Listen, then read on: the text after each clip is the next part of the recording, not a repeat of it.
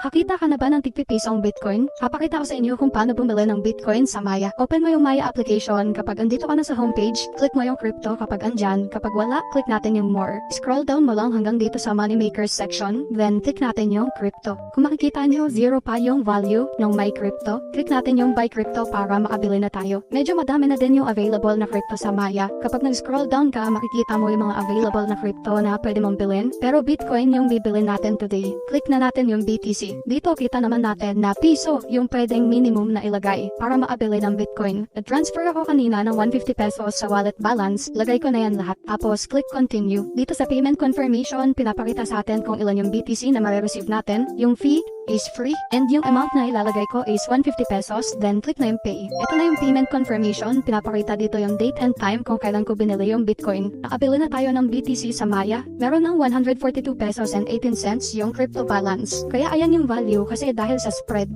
dyan kumikita si Maya. Follow me for more crypto content.